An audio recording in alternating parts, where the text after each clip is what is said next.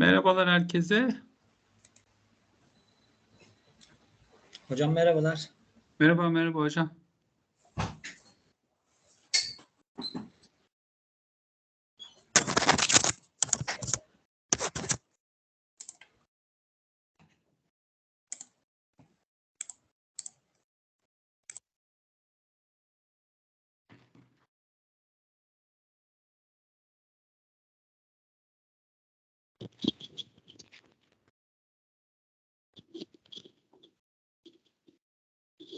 Merhaba hocam.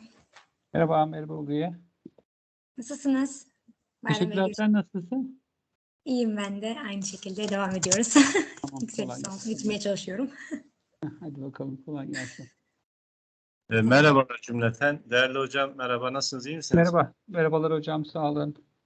Hocam ben paylaşımı açtım hocam. Ben Tamam. oturup size devrediyorum hocam. Tamam, Çok sağ olun, teşekkürler. desteğiniz, katkınız için. Teşekkürler, kolaylıklar. Diliyorum.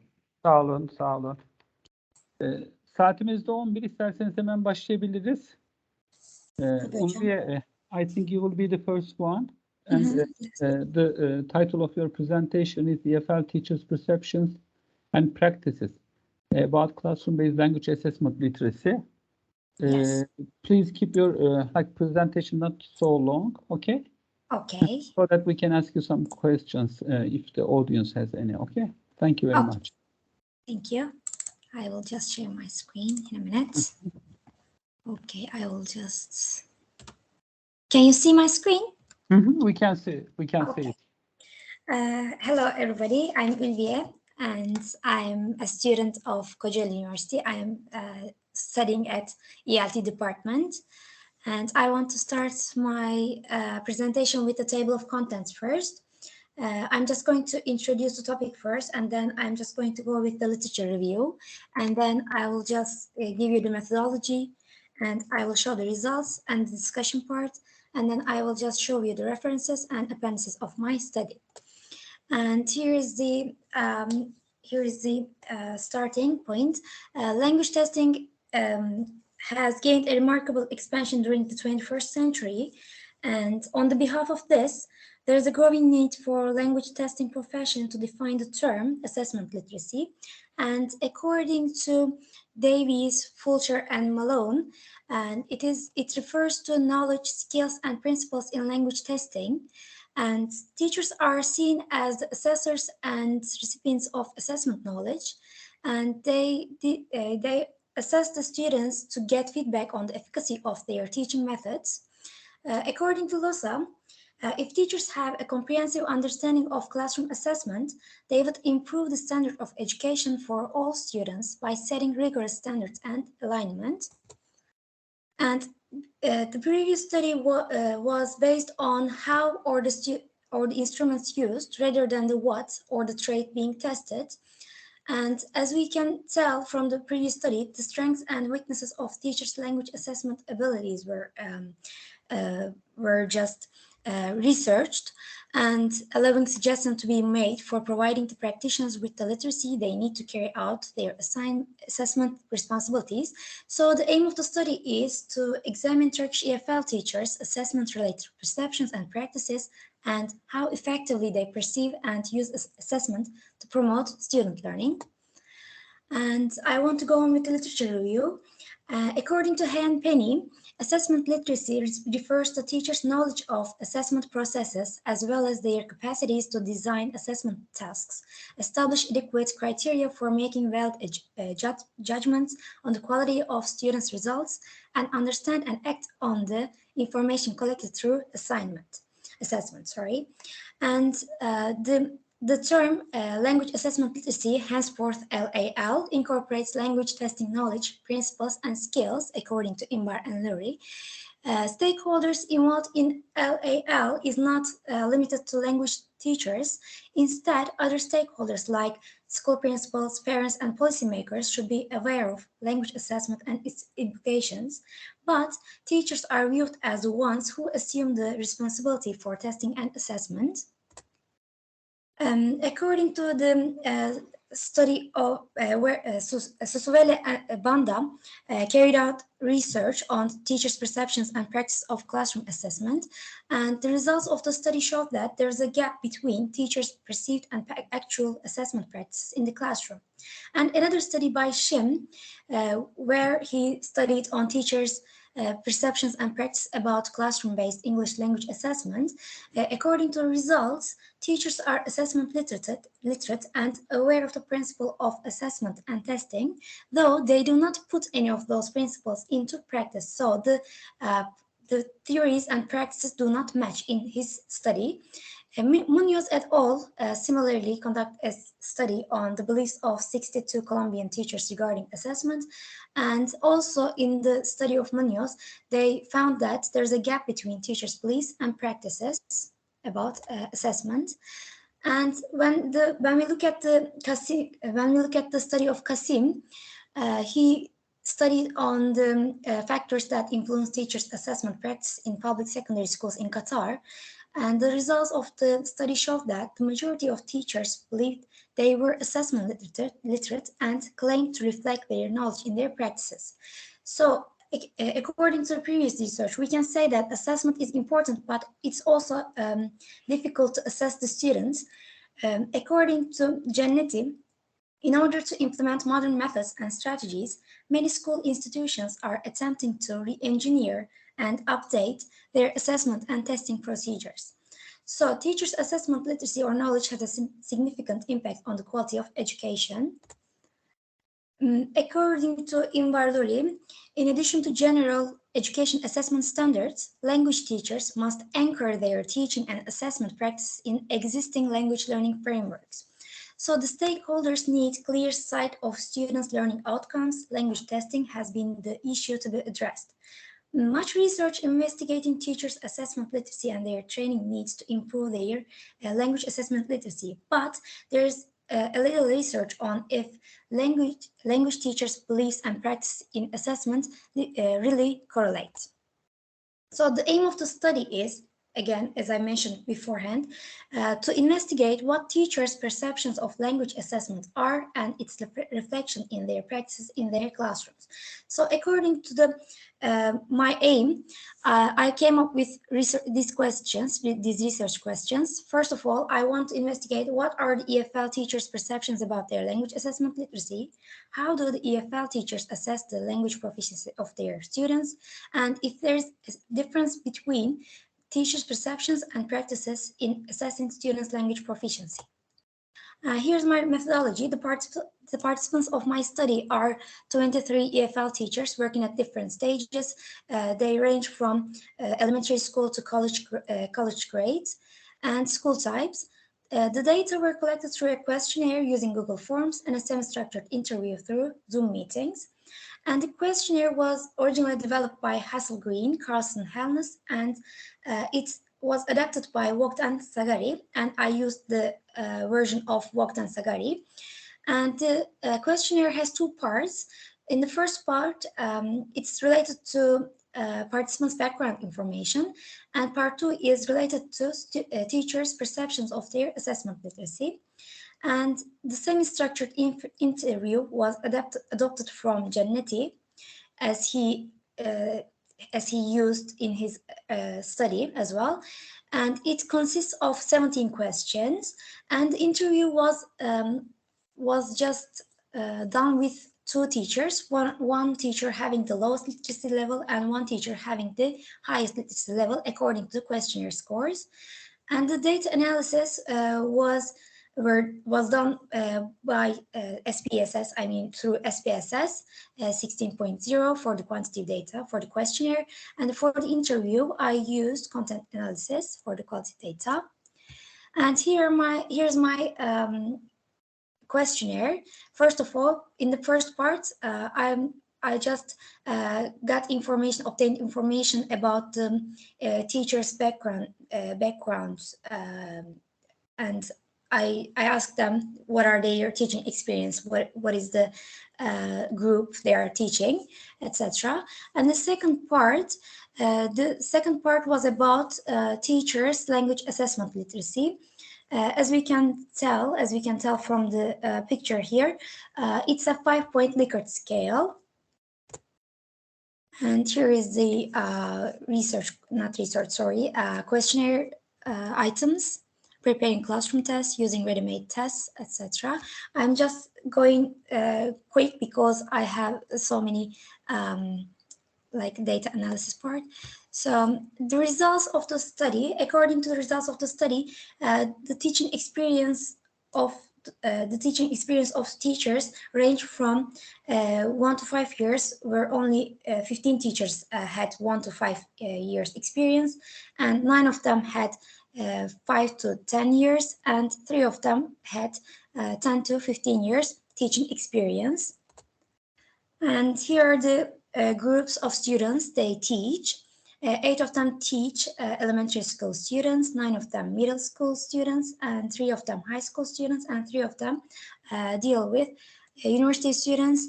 And highest qualification, when we look at the teachers' educational background, 15 of them hold a master's degree, and 8 of them hold bachelor degree.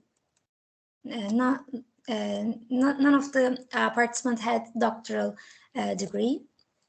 And functions at school, 16 of the participants were English teacher only, and 7 of them were group leaders. And when we look at the questionnaires second part, I mean the items, Janeti grouped them as technical skills. I mean from the first item to 6th item, he just grouped them as technical skills, and according to results, it is seen that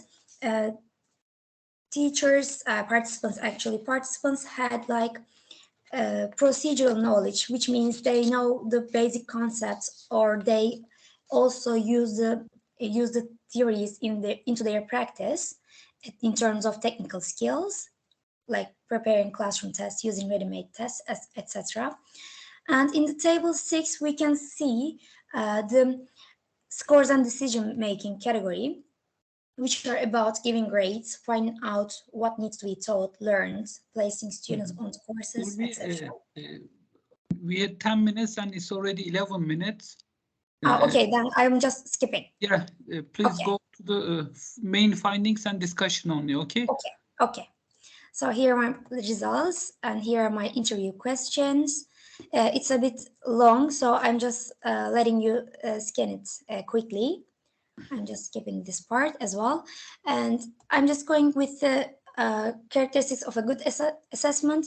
According to the results, teachers just state that good assessment should be reliable, valid, compatible, and formative, usable, objective, and assess achievement. And here are my results. I mean the description of results. Although teaching experience of teachers range from 1 to 5 years to 10 to 15 years, and teachers hold different qualification degrees, there is no significant difference in the way teachers perceive assessment. Participants are assessment literate, and they claim that they put their knowledge into practice. The findings of the research is compatible with genetics findings, and according to data obtained from the participants, teachers have their own period of time for assessment, the way they assess their students, a set of characteristics for a good assessment, and the way they deal with students' assessment results. But this is a small-scale study, so it lacks generalizability. Future research could be conducted with a larger sample to increase the reliability and generalizability of the research. So here are my references, and here are my appendices, and thank you for listening. That's all. Thank you very much, Ulviye. We will have the questions at the end of the whole session. Yes. That's what in the instructions, that what they said. So we can continue with Emine Merve Uslu. The presentation title is The Effect of Preschool Education Program on Early Childhood Age Group Cognitive Development. Emine Hocam, welcome.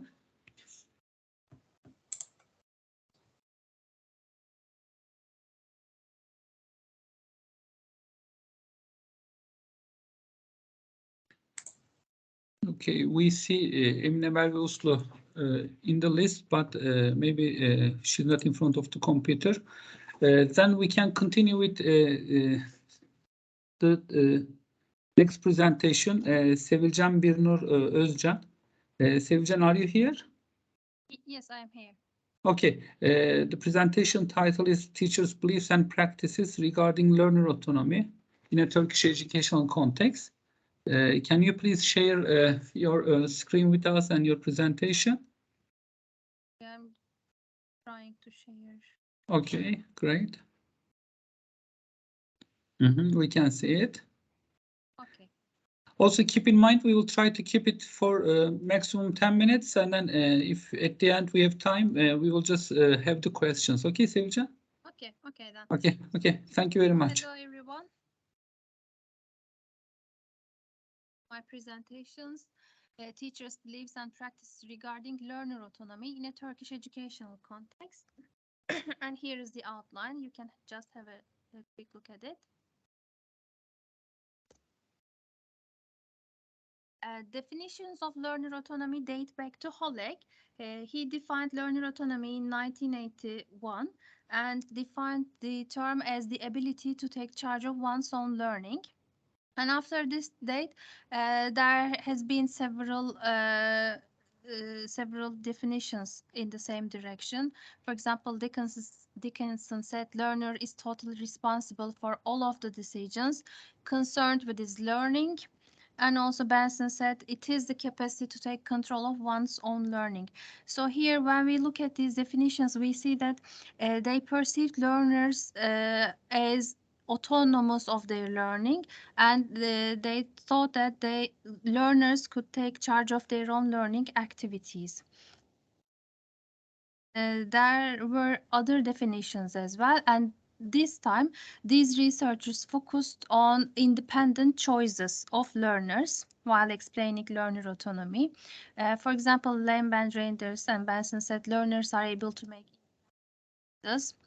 Similarly, Little said it's related to the capacity for detachment, critical reflection, and independent action.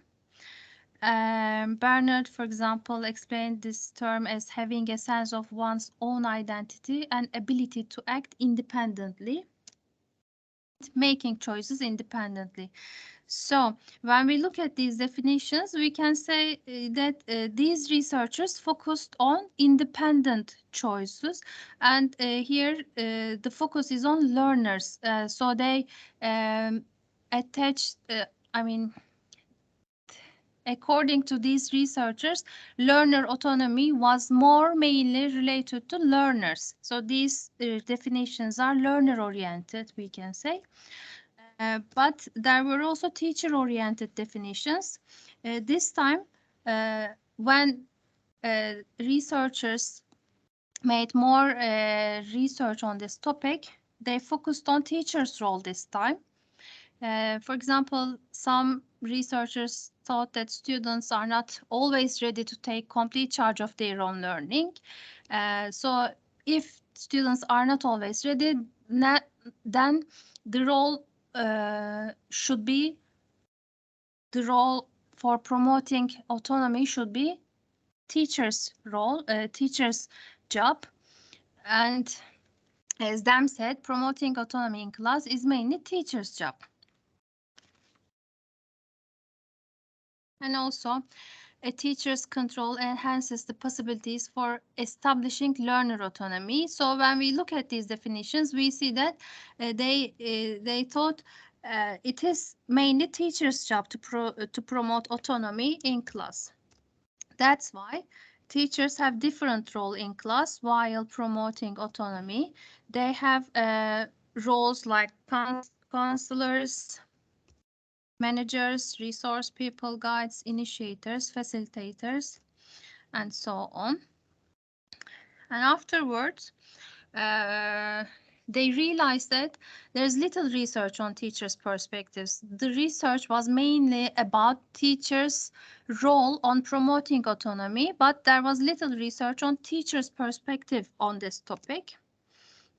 And as we know, And as Borg stated in his research, teachers' beliefs affect their practices in class, and teachers' practices have a huge impact on students.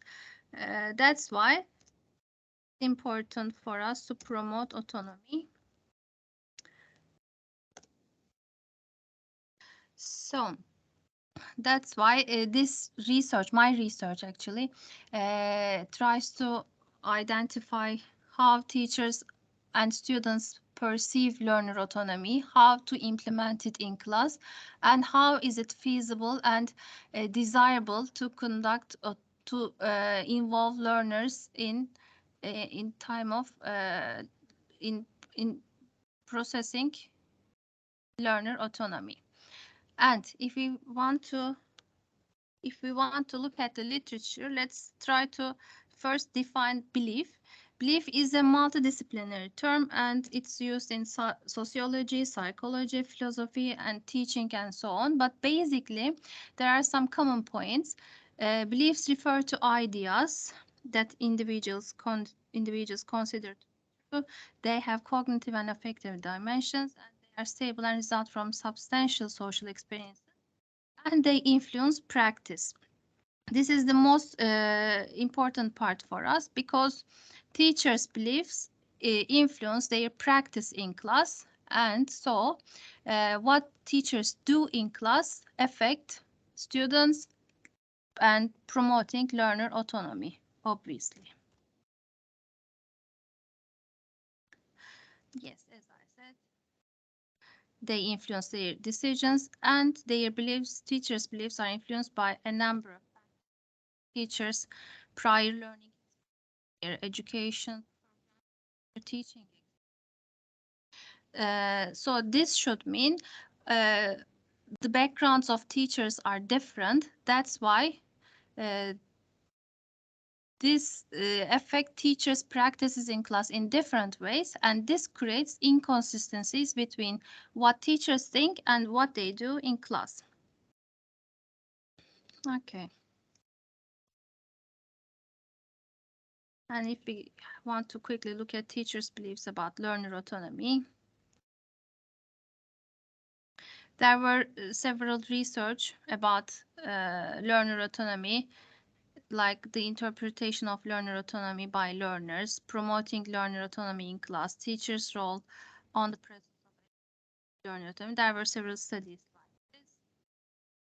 Okay, how much time do we have, Don Hocam? We have around Okay. like 4 minutes, but they said between 5 to 10 minutes, so we can finish anytime you want. Oh, okay. I mean, I was going to summarize some research, but you can maybe have a look at this. Sure, sure. Okay.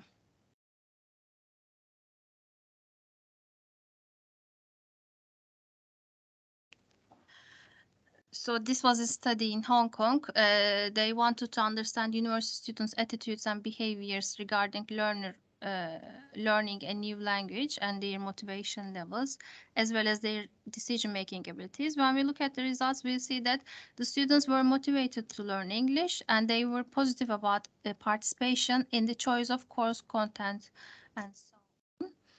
And they were ready for autonomous learning, but need to learn the essentials. Yes. And here is a study from Turkey. They worked with pre-service teachers and wanted to understand their beliefs about learner autonomy in a Turkish educational context. And the results were teachers were very positive about learner autonomy in their future teaching. And they thought that student involvement is essential. And there is an Arabia.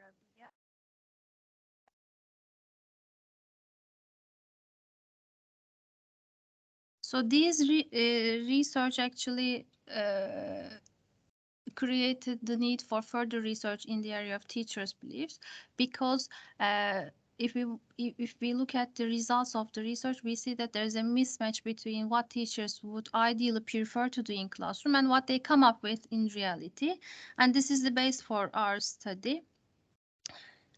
We want to see the gap between how desirable and how feasible promoting learner autonomy in class. So we conducted this study in a preparatory school at a state university. These instructors were teaching English as L2, and their experiences vary between 5 to 20 years. Used a questionnaire. This is a bit long questionnaire actually. You can have a quick look at it. There were items that the teachers we say agree, disagree, strongly agree, blah blah. And then in the second part, we want to understand how feasible and desirable to involve learners in decisions and develop learner ability.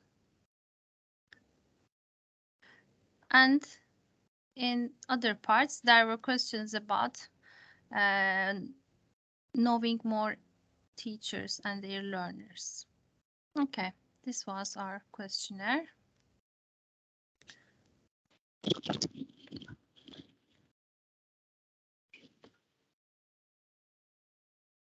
So here are the results. Oops.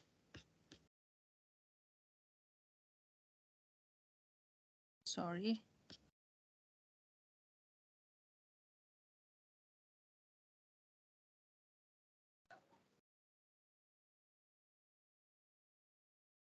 I can't find my presentation.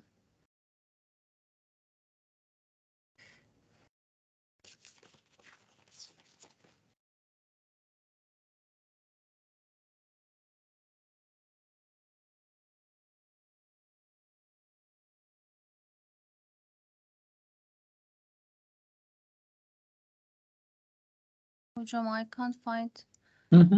That's okay. I guess we have finished most of it, Sevilcan, right? Yeah. I was just I was going to show you the results and the graphics. But okay, if I want to summarize the results, we can say that teachers actually want to involve students in making decisions in class about their learning process. And for example, like sharing materials or identifying materials in class or using the materials in class and grading system, for example. But in reality, it's not really feasible because teachers have different concerns like time, mostly time, and also schools' expectations and students' expectations. So it's not really feasible. And we can say that we need more research in this topic because sometimes what teachers ideally think doesn't fit their educational programs. Yeah, this is the summary of the study. I couldn't show you the graphs. It's okay. It's okay. No problem. No problem. Yes, Sevilcan. that's it. Okay, thank you very much. And then we can continue with Çağlayan Erdem's presentation. The title of the presentation is A Comparative Study of Language-Related Challenges in Full and Partial English Medium Instruction Models in Turkey. And then Çağlayan, you can just share your presentation with us. Okay, I'm just quickly wrap it up. Sure. Here,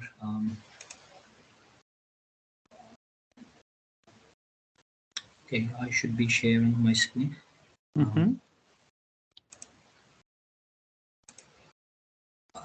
Hocam, can you see it? Yeah, we see the lion and the rabbit. Is that? I don't know what it is. Let me just do it again.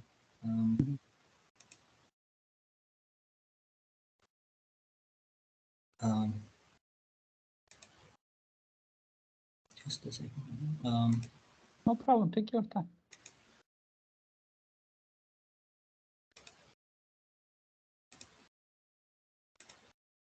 Okay. Hocam, can you see it now? We can see it. Okay. Okay, try to finish it in 10 minutes so that we can have time for the discussion. Okay. Right. Okay.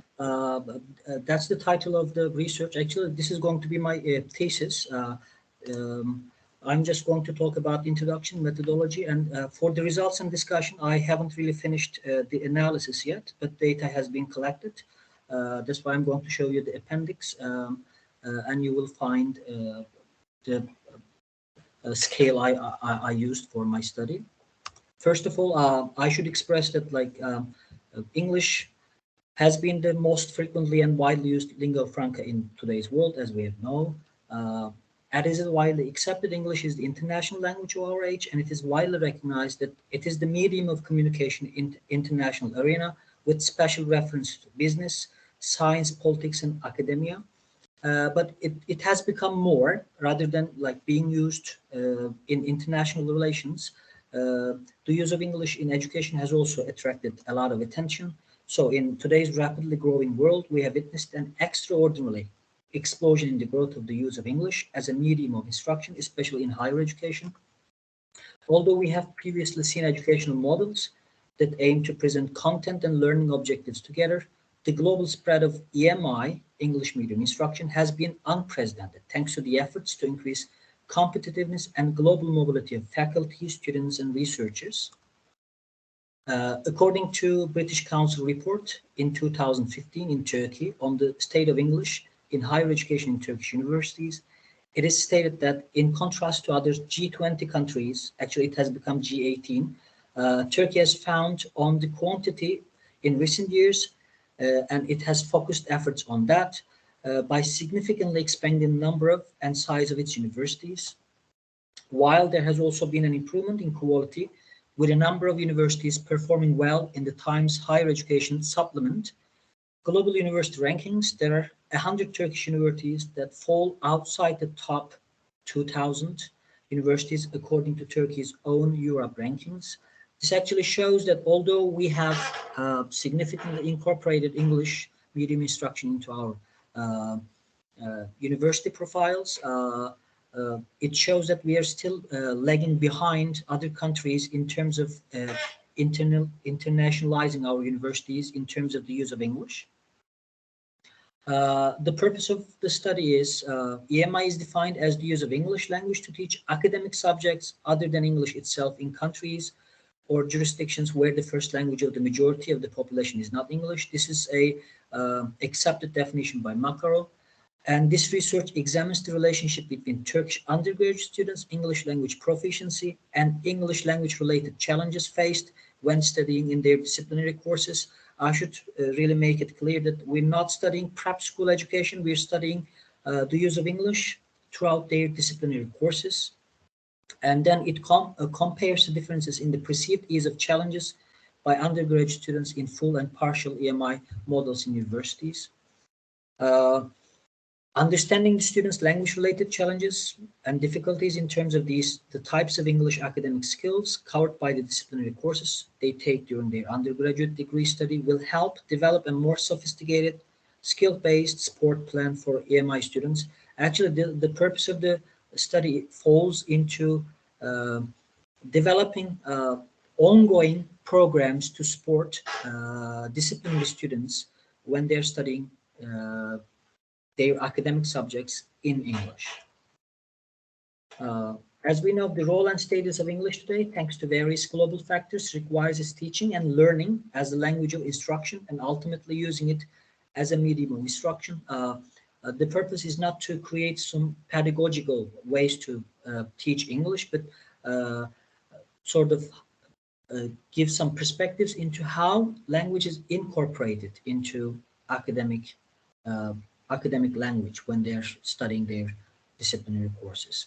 And although it is commonly believed that individuals will undoubtedly benefit from learning English as an international language, it is reported that the use of English as a language of instruction brings along some negative effects on disciplinary content learning at the tertiary education level, as well as the expected and recommended gains. That means students who are studying their academic subjects in English might lag behind those who are studying the same courses or same academic subjects in Turkish. So that's going to bring into light the effects of EMI use and then its effects on academic content learning.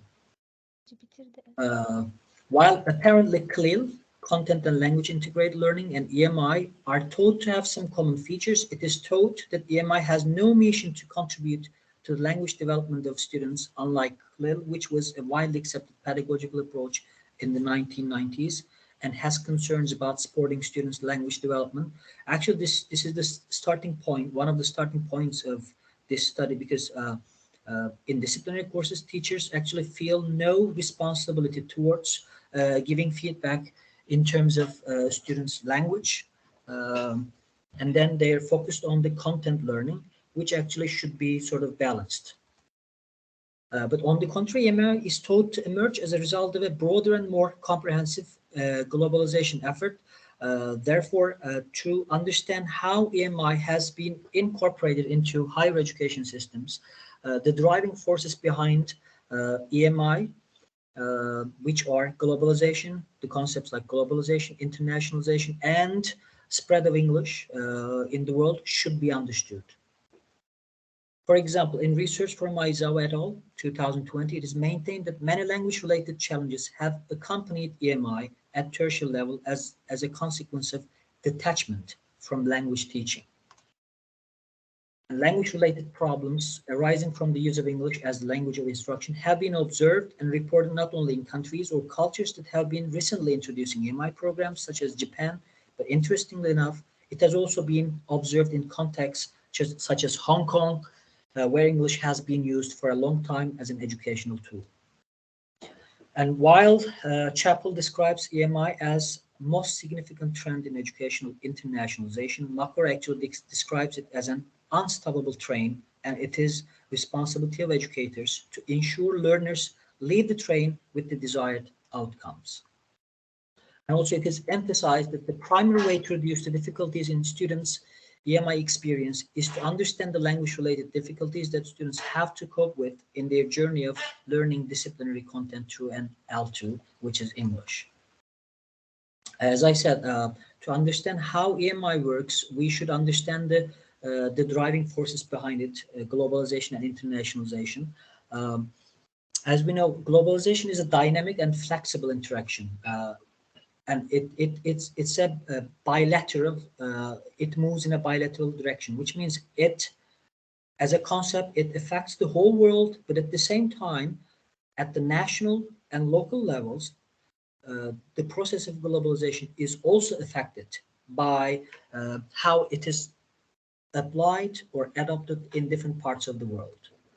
Therefore, globalization may be described as an increase in contact and interaction between individuals, cultures, and states living in different regions of the world within the context of the notion of interdependence in its most basic form. We can see the effects of globalization in politics, culture, technology, trade, ecology, and especially as a desire for information, which brings us to the notion of internationalization of higher education, which basically requires the adoption of a common language in the world. And thanks to this dynamic nature of globalization, it continues to transform the world and evolve itself as a result of its complex interactions in economic, political, security, technological, communicative, environmental, demographic, and cultural dimensions. And educational practices and regulations at the national level are not independent of this global contraction. So global flow of information and the free cross-border movement, and especially global comparisons and rankings of various organizations operating in education and economics and other fields by global rating mechanism have all had dramatic impacts on educational policies and implementations, particularly at the national level. At the macro level, globalization has created changes and transformations in society's structures such as demographic movement, diversity, economic transformations, and changes in family formations and lifestyles. All of these appear to be intertwined with the worldwide exchange and dissemination of information, I'm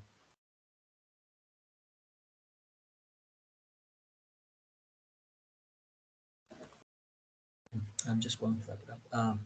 The fact that English has come to assume such various international functions because of globalization has become an inevitable curricular concern and therefore a priority in practically every country's educational strategy. From this perspective of internationalizing higher education, the use of a global language refers to the use of English as a tool rather than an end in educational institutions, which means the acceptance of its use in education as a means of communication in teaching subject matter rather than the teaching of English as a foreign language. I'm just going to skip some parts to keep it short. So proficiency in English has become an essential need for survival to become an integral part of the constantly interconnected world structures because it has a very high influence and impressive global presence because it is responsible for the majority of information exchange, and also the recognition of English as a strong indicator of global power is remarkably an established phenomenon.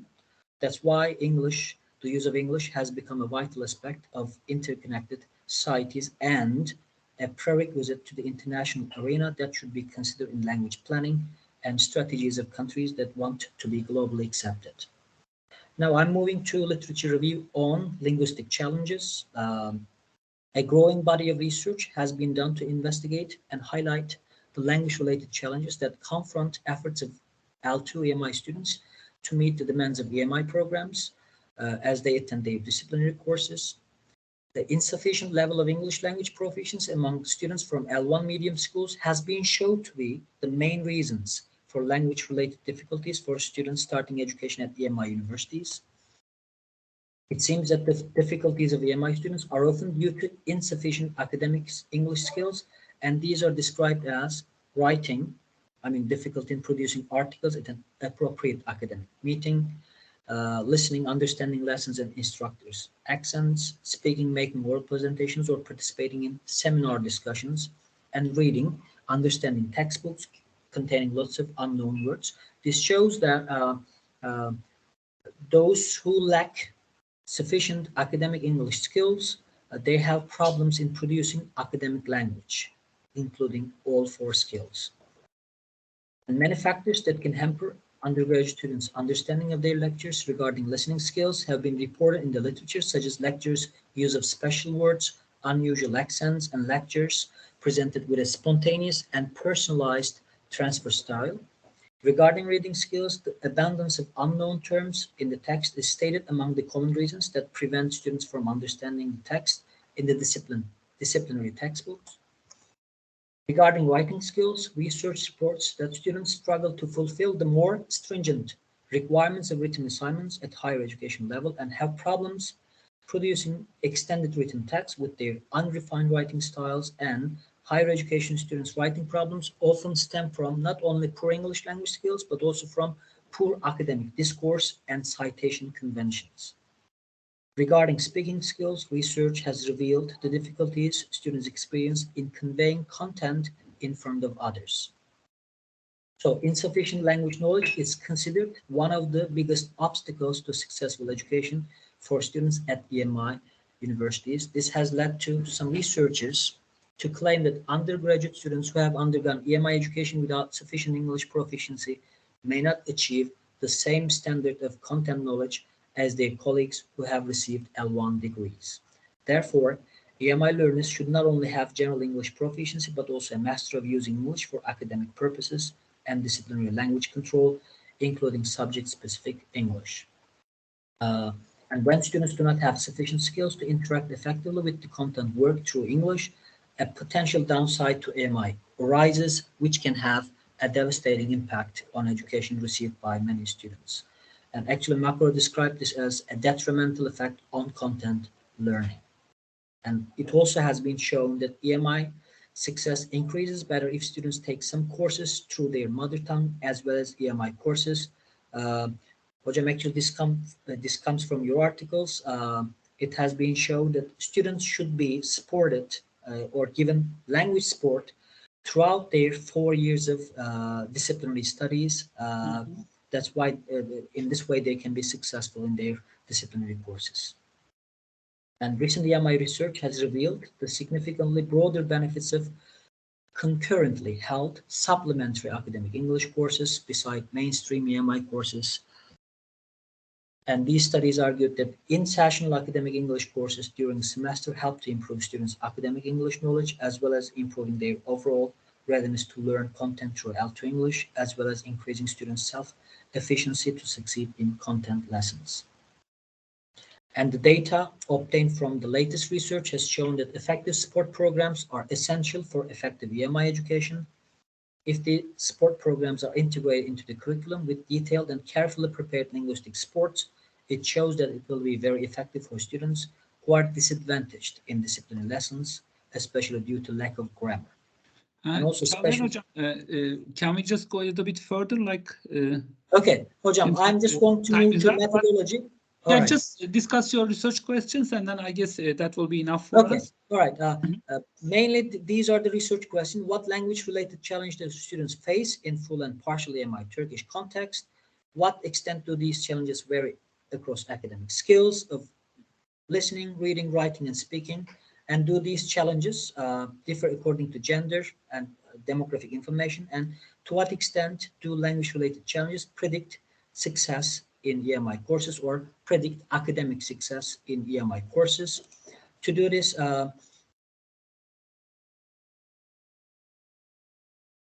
I'm going to skip. A mixed method approach has been used. A questionnaire consisting of 55 items and semi-structured interviews will be used to collect the data. Actual data has been collected. I'm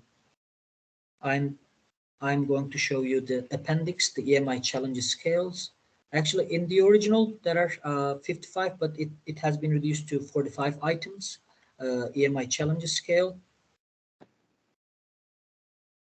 Actually, explanatory and confirmatory analysis was done by Aizawa and confirmed the underlying factors in EMI, challenges scale loaded on their prior assumptions, and following of dimensions along a skill-based structure. And as you can see, challenges scale has fallen under 4 skills: academic writing skills, academic speaking skills, academic listening, and academic reading skills. Okay, thank you very much, Hocam. And by the way, I haven't analyzed and written the discussions and results yet. You can find the results in the full text of this conference. So thank you. Thank you. Thank you very much, Hocam. We are looking forward to reading your results. Okay. And we don't have the other speaker, I guess, today. Ulviye, Sevilcan, and Çağlayan, I thank you. And then I'd be happy here if you have any questions for any of the presentations. They were all interesting, in my opinion, and I really enjoyed listening to them. Do you have any questions for each other?